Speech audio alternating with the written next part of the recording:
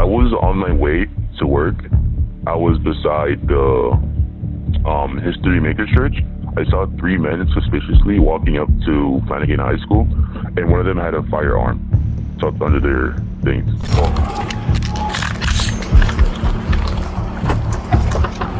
See, yeah, you sound like a robot. So if I came up inside your building currently and shot you, would I still sound like a robot? On September 17, 2025, officers in Pembroke Pines responded to an emergency call reporting armed individuals approaching Charles W. Flanagan High School. The incident began around 8:40 a.m. when an anonymous caller reported that two suspicious men were walking toward the high school. The caller claimed one of them was armed with a gun. Broward County Regional Communications, how can I help you? Hello, can you transfer me to police and fire pension, please?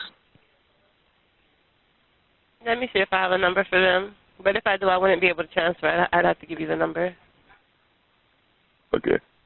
I saw something and I need to report it, and I think it's very important at the moment. You said pension? Yes, a school, okay, I'll explain to you. I was on my way to work. I was beside the History Makers Church. I saw three men suspiciously walking up to Flanagan High School, and one of them had a firearm tucked under their things. All right. How long ago did you see this? Like 2 minutes ago, I tried calling and nobody answered, so I'm kind of worried. And where by the school did you see them? They were walking towards the school with firearms. I know one had something tucked under his shirt in the side, and the other had something poking out their bag. I couldn't fully see it because I ran to hide, but that's what I saw. Oh, okay. And give me a description of them. Both of them had black hoodies, black jeans pants with black backpacks. And were they white, black, Latin? I couldn't see their skin. It was just 6 close to one because I was behind them. Gotcha. Did you see if they showed up in a vehicle, on foot, on a bicycle? They were walking, but I did see a car. I can't tell what car, but it was a black car. But they were walking towards the school.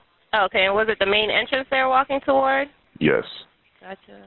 So I'm not sure if this is an emergency or not, but I needed to report it. Okay, not a problem. I did go ahead and put a call in for service for police to respond out there. I just want to confirm. You said Flanagan High School. I have that address coming in as 12800 Taft Street. Is that correct? Yes. Police immediately treated the call as a serious threat and responded with a heavy presence. Officers flooded the campus and began searching the surrounding area.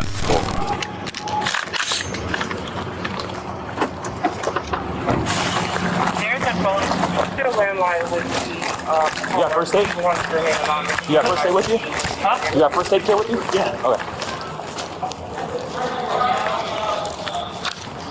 Which one is the auditorium? Right here, upstairs. Everybody camera on? Yep. There's a phone number listed in the file. Don't worry about it.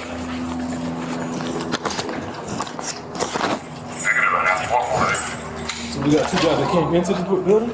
You got hands They of said two and they said three. Senior, you got hands of anything, right? Yeah.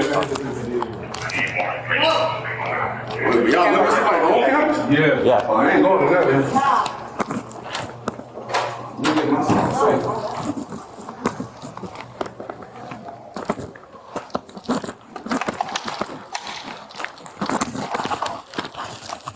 Two men on campus.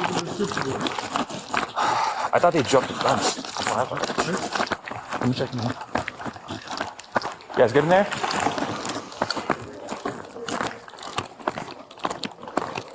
The caller's advising that he's on Northwest 20th Street in front of the window.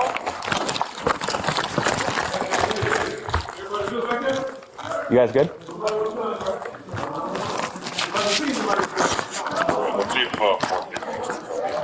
Anything or no? No? As a precaution, multiple nearby schools were placed under security protocols. Students and staff were instructed to remain inside while officers secured the area. Oh, let's go upstairs then. Let's see. Julia, see that?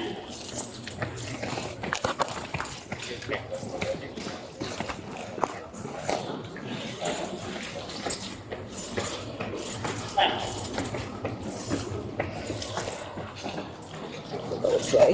Julia, 18. Go ahead. Just to be advised, we don't have anything on campus right now, but we are running a check of the grounds to ensure, but we are still in lockdown. Just FYI. Fully on lockdown for you.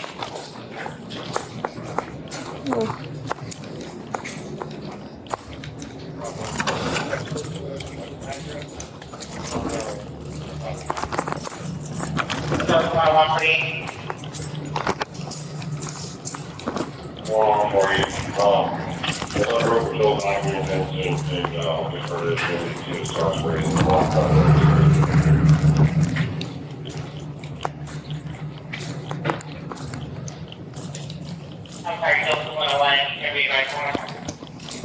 Despite an extensive search yielding no suspects or signs of danger, the report was quickly determined to be a hoax, and shortly after, a second call was made, targeting a city office with additional threats. So why'd you hang up on me? We didn't. You do me a favor, right? I'm listening. Yeah, I want you to call that police department and let them know of my demands. What are your demands? You're not making any sense. The school. You sound like an AI bot. You know, you don't even sound like a real person. I'd watch that attitude if I were you. No, we will, but you're not making any sense. You're hesitating. You sound like a robot. I'd like if you apologize. I'd like if you apologize. What's that? Apologize. For what? Your attitude. You're calling here. We're not calling you. Apologize. No, probably not going to happen.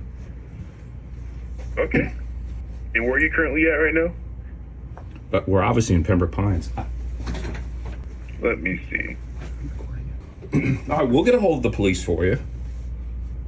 Yeah, do that. Where are you at? Hello? It doesn't matter. All right, Mr. Robot, we're going to hang up. You're not helping us out here. Oh, really? See? Yeah, you sound like a robot. So if I came up inside your building currently and shot you, would I still sound like a robot? I don't think that's going to happen because I'd probably shoot you first. You don't think it's going to happen? No, not in my building. You don't think it's going to happen? I'd rethink those words. Well, you pulled us up. You know where we're at. What else? He keeps hanging up. Rachel, call the police department. Investigators quickly determined the calls were intentional and escalated their response, deploying a specialized team that traced both incidents back to a 14-year-old student who was located and brought in for questioning. So I don't know if you guys were aware of it or not. The school was placed on a lockdown earlier this morning. I got told a few times. Yeah, so there were reports of a couple of male subjects armed with firearms on campus, and there was also another call made. So that initial call was made to the Broward Sheriff's Office non-emergency number, which dispatch calls to us, and then also we had another call to our police department pension board office as well. Similar call reporting, violence basically to happen at the school. So now we have to go through our entire investigation to make a determination of what happened, what transpired. Get a lot of requests with different entities, whether it's T-Mobile, Google, so many different companies that we have to go through part of this investigation to try to identify both who called in the call, why did they call in the call, and what exactly transpired in the midst of all of that happening. So in doing all of that, pretty much we all been here around, early this morning when school pretty much started coming to now. We were able to get to the point where we were able to identify the involved person of which those calls were made. And with all the gathered information that we obtained, all right, so I do want to let you guys know this is a criminal investigation. And we're all on the same page, same understanding what's going on. We got a couple of numbers here and whatnot that we gathered to the investigation. So a number that we identified associated to the call that was made to BSO, which was called in with a Google Voice number. I don't know if you guys are familiar with Google Voice at all. Yeah, I am. Okay, so obviously with Google Voice, when you make an account, making a Google account, whatever, you have to provide certain information to Google in order to do so. A lot of times now with Google Voice, when you have a Google Voice account, you have to give them a secondary number so they can validate and confirm, who you are and so on, So on that account, listen to the Google Voice number. It comes back. And these are the numbers that whoever made the account you provide. It's not like Google just Okay, randomly. so that's a number that it came from, right? This is his number, right? Yeah. So, having your rights read to you, do you want to talk to us? What happened today? Yeah, about the situation that happened this morning at school. I mean, no, I don't know much about it. Okay, but do you want to, if we ask you any questions, are you willing to answer the questions? You are? Yeah. Okay. You got an unknown call at 7 what? 7:04. Okay, so your only calls today that are on your phone is 841. You got a call from Broward Sheriff's Dispatch Office. You only get a call from them if you make a call to them first, because they have your number. And then you have a call at 103 from... What do you mean? The Sheriff's Office. I don't know. You have a missed call 8:41 a.m. from them, from the Broward Sheriff's Office. 8:41 a.m.? Yes. There's I was nothing... in class and I had my phone up. Right, but I'm telling you, they only call you back if you call them first. So like, if I call 911 and I'm like, I have an emergency and my phone drops, they have my number saved, so they're gonna call me back and be like, are you okay? So why would they call you at 8:41? I have no idea. So you don't know how the Broward Sheriff's has your phone number? No, I never called them. You never called them? No, So you never spoke to any dispatcher on the phone not at all. at all? We're in that intersection right now. So that phone call, when it was placed, it was made within Flanagan High School. And you're swearing to us you're the only one that was in possession of the phone today. Yeah. So you get where we're going, like everything we're saying, we have all the proof already. It's not adding up to what you're telling us. Well, then I don't really know how to answer because I really don't know what happened. I never called any police department, any sheriff's office. I never called any of those. But you said you have no knowledge of a Google Voice number that you use. No. But when we call that number, your phone just rang. We just asked another detective to call your Google number. Why your phone? Why your phone rang? You said you know how to Google number, copy? I said not to my knowledge that I have a Google Voice. That's not what you said. You said you didn't have one. You said you didn't have one. I said to my knowledge, I do not know if I have a Google Voice or not. I don't know if I have a created. If you made a call, say it. Say this. Please. If you made a call, just say it. If you made it, whatever it is, say it. Say it. If you made a call, you know, it's not like, you know, you perfect, you're wrong. If you made a call, you made a call. Just say it. Yeah, I made a call. I know I'm wrong by saying it, calling or whatever, bro. Just say it. Because you're not going to win. At the end of the day, they have everything. They're going to answer. Ask you the question that it is. Like I was told you, just open up, bro. Are you covering for somebody? You covering for somebody? I always told you, don't be covering for nobody. Because at the end of the day, nobody's going to look out for you like your parents do. Understand? If you covering for somebody, let them know. You know?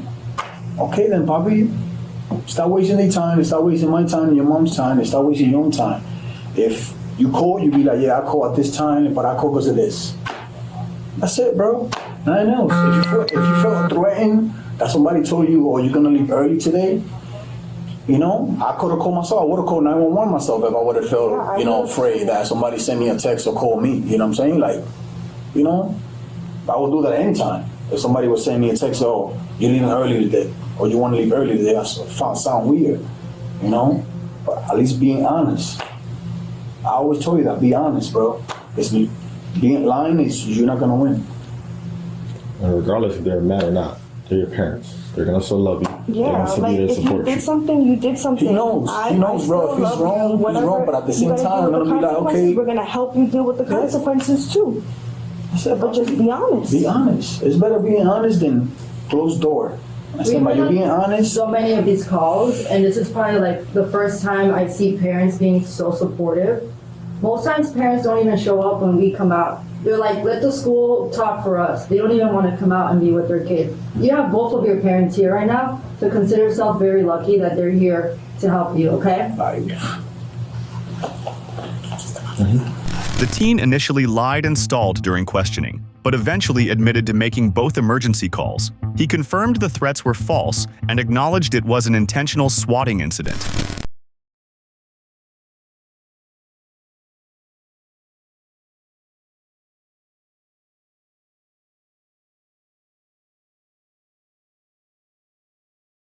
The 14-year-old suspect was arrested and charged with making a false report concerning the use of firearms in a violent manner, disruption of school function, and misuse of the emergency system. Authorities emphasize that even false threats carry severe consequences, especially when they involve schools and potential violence. If you enjoyed this video, make sure to hit like to support the channel and subscribe for more cases like this.